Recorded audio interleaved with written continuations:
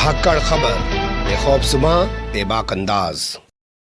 धाकड़ खबर के news room से मैं आपके साथ हूं अकरम रईस खान। आज के दौर में यह कहना कुछ गलत ना होगा कि अगर नाम अहमद मुर्तजा अब्बासी है तो सीधे तौर पर वह आतंकवादी है। जी हां, सीधे तौर पर वह आतंकवादी है और उसके तार बड़े बड़े अंतर्राष्ट्रीय आतंकवादी संगठनों से जुड़े हुए हैं। भले ही उसके पास से फिर मामूली सा छुरा या चाकू ही क्यों ना बरामद हुआ हो, हथियार के नाम पर इसको लेकर सरकार भी पूरी एक्टिव नजर आ सकती है और मीडिया भी पूरा हल्ला हंगामा मचाते हुए दिखाई दे सकता है। लेकिन अगर नाम अनिल उर्फ पिंटू है, जी हां, ध्यान से सुनिए, थोड़ा गौर से सुनिए, अगर नाम अनिल उर्फ पिंटू है और उसके पास से विदेश में बनी हुई AK-47 राइफल, जी हां, AK-47 राइफल, और वो भी 1300 जिंदा कारतूस के साथ बरामद हो पकड़ी जाए, फिर भी वो आतंकवादी नहीं हो सकता। उसे तो कुख्यात बदमाश भी नहीं बताया जा सकता है। मामूली सा बदमाश बताकर पूरे मामले को दबाने की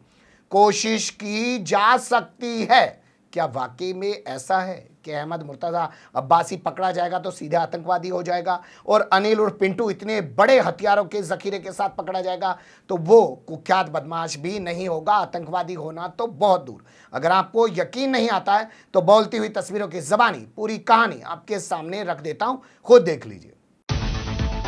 पहले ताज़ा हालात से आपको रूबरू करा देते हैं और बात कर लेते हैं अहमद मुर्तजा अब्बासी की। देखिए, अहमद मुर्तजा अब्बासी बॉम्बे IIT का एक मैकेनिकल इंजीनियर है और वो मूल रूप से उत्तर प्रदेश के गोरखपुर के सिविल लाइन इलाके का रहने वाला है।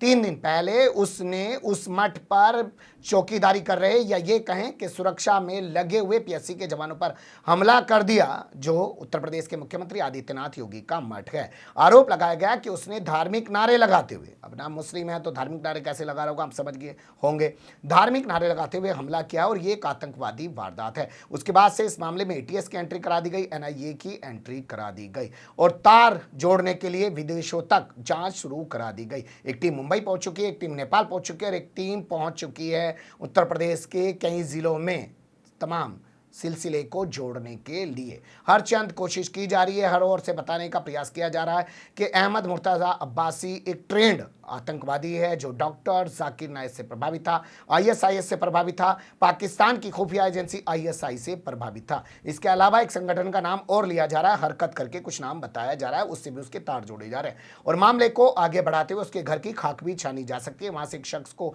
गिरफ्तार कर लिया गया है और एक एयरगन भी बरामद कर ली गई है। बताया जा रहा है कि उसके बैग से 2 और धारदार हथियार बरामद हुए हैं, बाकी टाइप के जैसे से उनने हमला किया था। यानी कि कुल मिला के हर ओर से हल्ला मचाया जा रहा है। जांच के जरिए बताने की कोशिश की जा रही है कि अहमद मुर्तजा अब्बासी एक ट्रेंड पढ़ा लिखा आतंकवादी है, जबकि उसके पास से एक एयरगन या 1-2 चाकू बरामद करने का दावा किया जा रहा है। परिवार के लोग कह रहे हैं, दस्तावेज दिखा रहे हैं कि वो मानसिक बीमार है, फिर भी उसे रात दिन सिर्फ आतंकवादी बताया जा रहा है।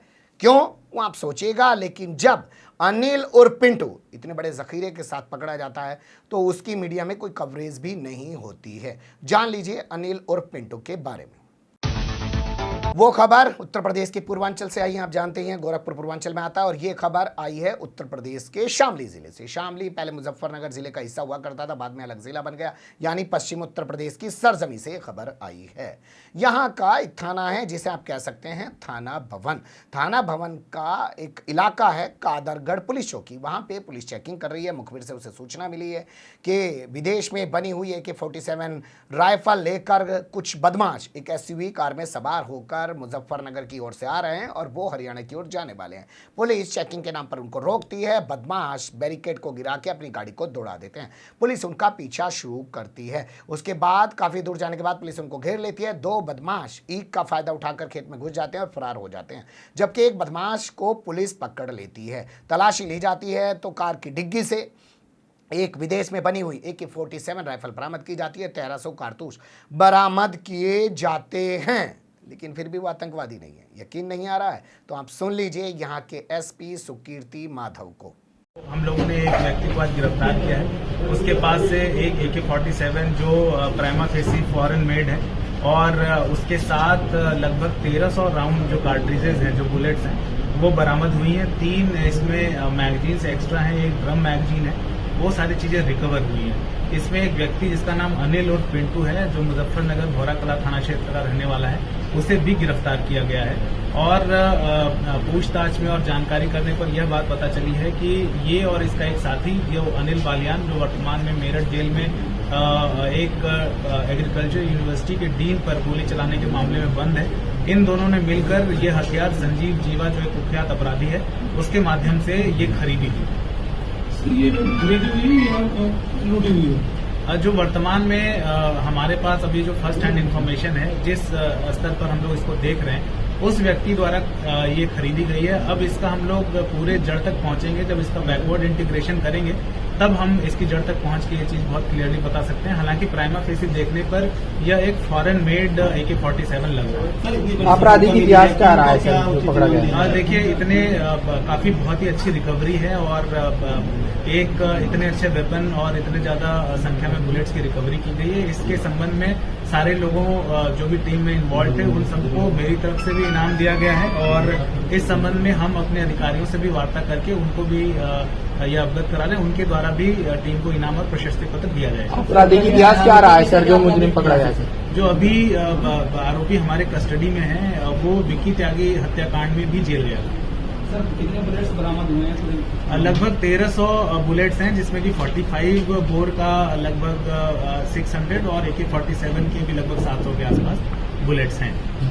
जैसा ये बेसिकली जिनसे भी इनका संपर्क था और जो भी इम्पोर्टेंट इन्फॉर्मेशन हम लोगों ने प्लान करा है, उन सारे लोगों से पूछताछ की जाएगी। इनके जो भी जानकार हैं, जिनसे भी इसका संपर्क रहा है, जो इनके साथी रहे, उन सबसे। सुन लिया आपने एसपी सुकीर्ति माधव को कैसे विस्तार से तमाम चीजों की जानकारी दे रहे हैं, लेकिन उसे आतंकवादी नहीं बता रहे हैं, ना ये कह रहे हैं कि इसमें आतंकवाद की भी कोई बात हो सकती है। बड़े प्यार से, बड़े भोलेपन से ऐसे बता रहे हैं जैसे कोई खिलौना उनको मिल गया हो, एवं कोई मामूली सा चाकू या तमंचा बरामद कर लिया हो। इतना बड़ा हथियार और इतनी बड़ी गोलियों का जखीरा बरामद हुआ है, फिर भी एसपी के तेवरों में वो तीखापन नजर नहीं आ रहा। पत्रकारों ने कुछ सवाल पूछे तो एसपी ने कहा कि अभी हम पता लगाने की कोशिश कर रहे हैं कि इन्होंने हथियार कहां से खरीदा है और ये हथियार को लेकर कहां जा रहे थे। ये भी नहीं बता रहे हैं कि इस हथियार से कुछ करने जा रहे थे, ये कह रहे हैं कि हथियार को सुरक्षित रखने जा रहे थे। सुन लीजिए। इसके बारे में बहुत डिटेल हम लोग जानकारी कर रहे हैं कि इसका क्या प्रयोजन था, इसका वर्तमान में क्या उपयोग होना था और कहाँ ले जाया जा रहा था। जहाँ ले जाया जा रहा था वहाँ पे इनसे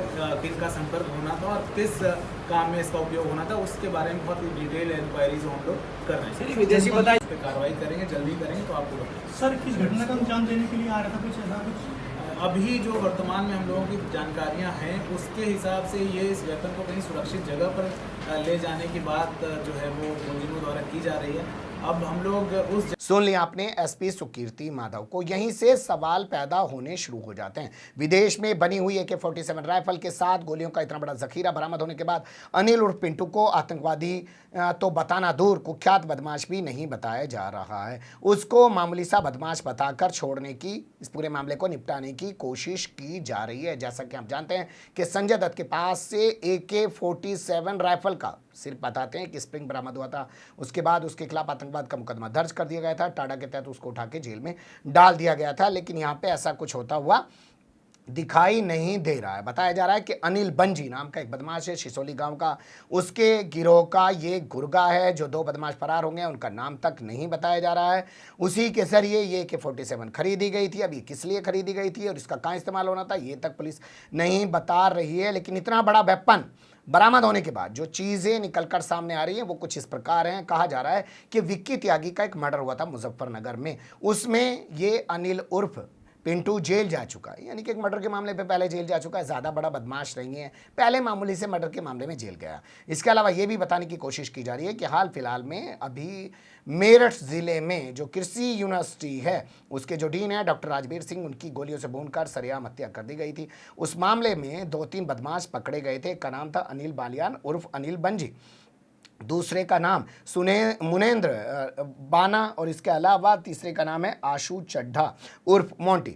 ये तीनों पकड़े गए थे। इनको गिरफ्तार करने के बाद पुलिस ने दावा किया था, यानी मेरठ के SSP प्रभाकर चौधरी ने दावा किया था कि एक महिला है जिसका नाम है आरती, जो डीन बनना चाहती है, इसलिए वो प्रोफेसर है वहाँ पे, उसने डीन की हत्या करा दी ताकि वो डीन बन जाए। प्रॉपर्टी डीलर के साथ उसने इस पूरे मामले को मिलकर अंजाम दिया है। वो महिला अभी तक, वो प्रॉपर्टी डीलर अभी तक पकड़ा नहीं गया है, लेकिन उस पुलिस वाले मामले से इस AK-47 को जोड़ने की कोशिश की जा रही है, क्योंकि वहां ताबड़तोड़ गोलियां चलाई गई थी। कुल मिला के आप कहानी ये समझ सकते हैं कि अगर नाम अहमद मुर्तज़ा अब्बासी है तो सीधे तौर पर आतंकवादी है, भले ही उसके पास से चाकू छुराई क्यों ना बरामद हुआ। लेकिन अगर नाम अनिल उर्फ पिंटू है और उसके पास से इतना बड़ा हथियारों का जखीरा बरामद हो जाए तो फिर भी वो आतंकवादी नहीं हो सकता है। मीडिया इस पूरे मामले को लेकर खामोश है। कहीं आपने कोई खबर देखी हो तो कमेंट्स के रूप में ज़रूर बताइएगा। हमने जो खबरें सर्च की वो कुछ इस प्रकार मिली, जैसे आज तक की आप ये खबर देख सकते हैं। इसने अपनी वेबसाइट पर लिखा, इस पूरे मामले को संजीव जीवा नाम के गैंग से जोड़ दिया। जी हां, संजीव जीवा नाम के गैंग से जोड़ दिया और बताया कि संजीव जीवा नाम का एक गैंग मुख्तार अंसारी के लिए काम करता है। जी हां, इसमें भी हिंदू मुसलमान ढूंढ लिया और इसमें भी ये दिखाने की कोशिश की कि अगर बेचारा भोला अनिल और पिंटू पकड़ा गया है तो उसका दोष नहीं है, दोष है मुख्तार अंसारी का, क्योंकि मुख्तार अंसारी एक कुख्यात अपराधी हैं। 5 बार के 6 बार के विधायक रह चुके हैं, वर्तमान समय में बांदा की जेल में बंद हैं, माफिया हैं, डॉन हैं, ना जाने क्या क्या हैं। तो उनसे तार जोड़कर इस मामले को दूसरा रुख देने की कोशिश की जा रही है, लेकिन आतंकवाद के नाम का जिक्र नहीं किया जा रहा है।